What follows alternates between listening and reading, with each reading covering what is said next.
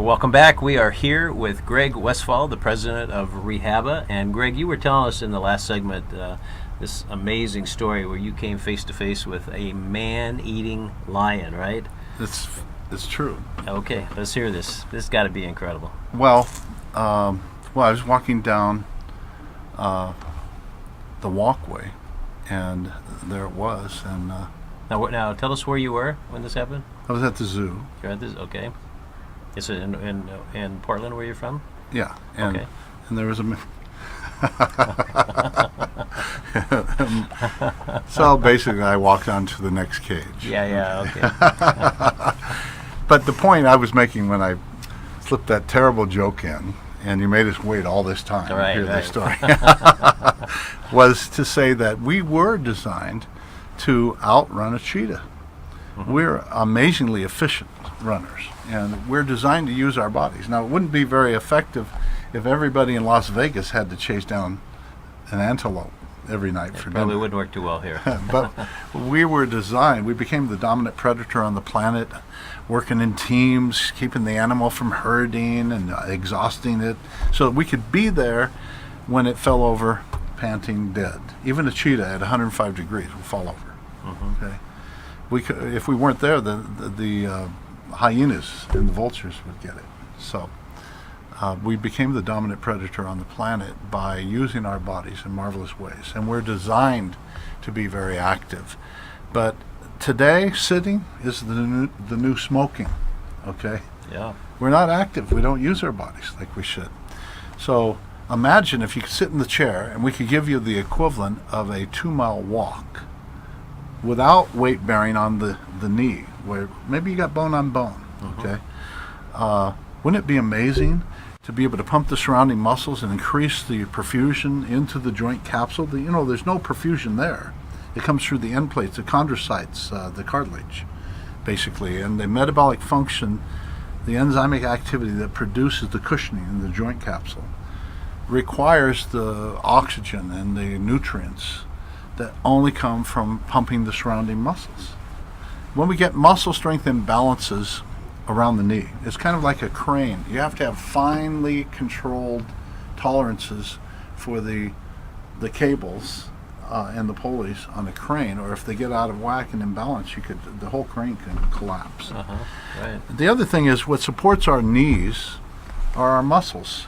They're like shock absorbers. Basically, if we don't use our muscles and we lose 3% of our lean muscle mass per year as we age, at some point your axle's pounding on the road, right? So if we could increase the shock absorbers by culturing, rejuvenating the muscles, basically, and it doesn't matter where they are, whether we have athletes with knee problems. I had one NFL lineman. By the way, the machine we're talking about is called the Tesla Max, and we call it Max because we use Tesla's innovations that he used to beat Edison in the Great Transmission Wars. Years ago, during the currency wars, when America was being electrified, Edison was trying to say direct current, where all the current goes in one direction, was the way to go. And he even electrocuted elephants to terrify people about the high voltage that Tesla used. Wow. But of course, there's those famous mock-up pictures of Tesla in the room with all of the energy around millions of volts. But he did that with a different current. Yes, they do alternating current, where the right. electrons are moving back and forth. The current goes back and forth. Okay, so what's fascinating is the power lines, the big metal power lines that you see, will conduct at millions of volts. Okay, but Discovery magazine wrote about the Biophysical Journal's research on the electricity inside the human body. This journal article was so impressive that all Discover magazine could say is, "Ay caramba!" That's what they said. The title of their article about what they discovered. And what they discovered is that the human body has 15 million volts of electricity in stored up energy per cubic meter of human tissue. Wow. And that's Say that one more time. 15 million. the Biophysical Journal, Okay. as reported by the Discovery magazine, when they said, "I caramba, 15 million volts." The human body has stored up energy of 15 million volts per cubic meter of human goodness. tissue. So we are profoundly powerful. This is at extremely low amperages.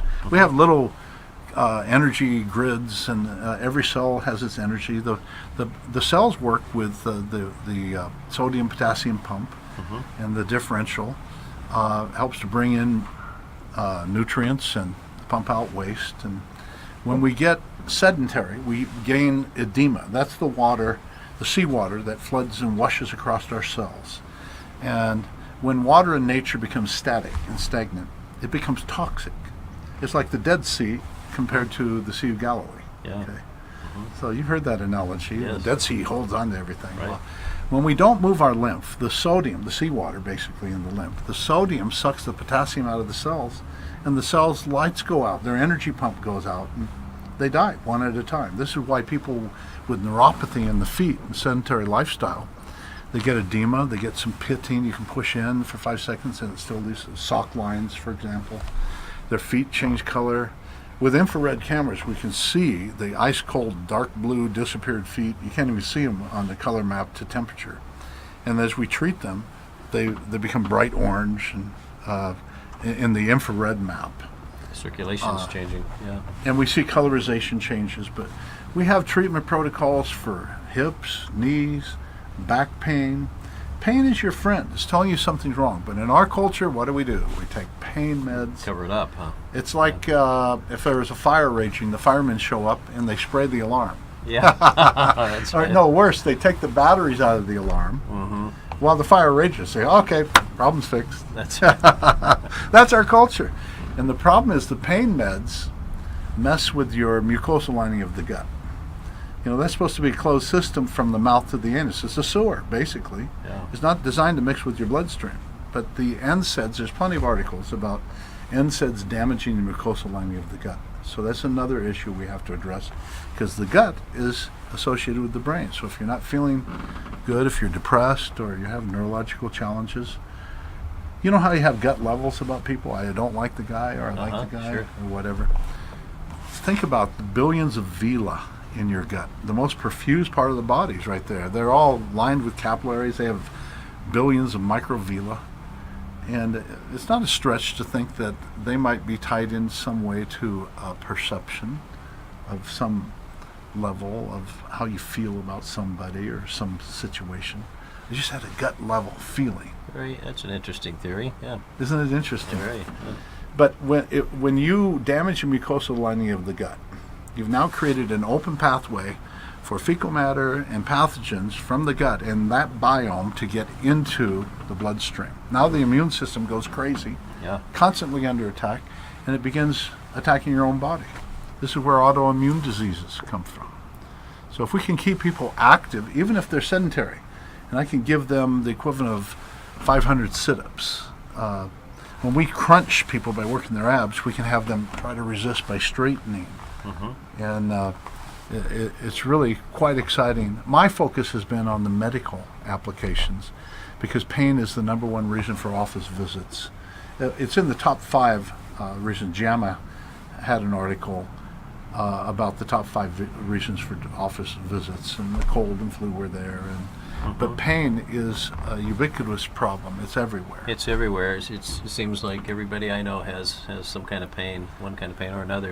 Well, let's talk more about that when we come back, and maybe how we can get this machine and how we can make it work for us. We'll be right back.